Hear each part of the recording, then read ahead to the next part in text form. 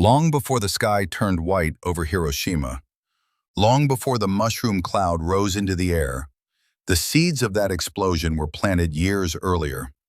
In the 1930s, the world was unstable.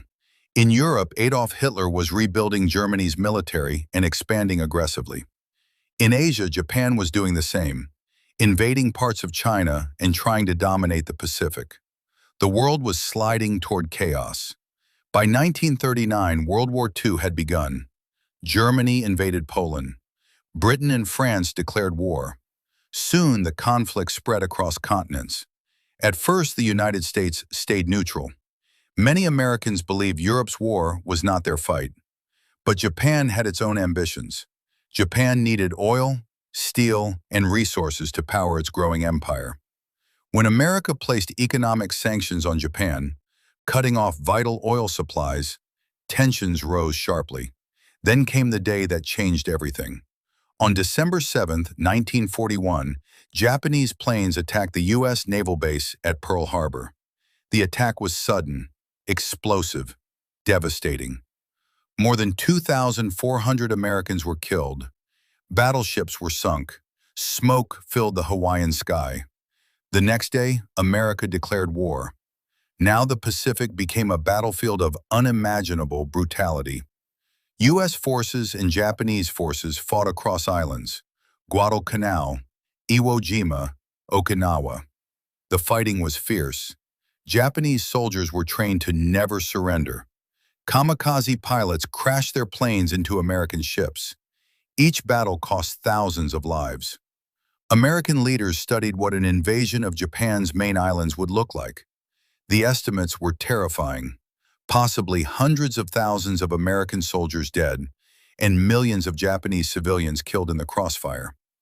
Meanwhile, something else had been unfolding quietly. Years earlier, scientists had discovered that splitting atoms could release enormous energy. There were fears that Nazi Germany might build a superweapon first. A letter signed by Albert Einstein warned U.S. President Franklin Roosevelt about the danger.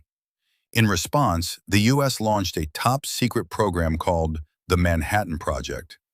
Hidden laboratories, remote desert testing sites, thousands of scientists working in secrecy. Among them was Robert Oppenheimer, the scientific director of the project.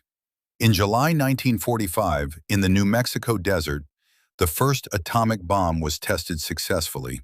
The explosion shocked even the scientists who built it.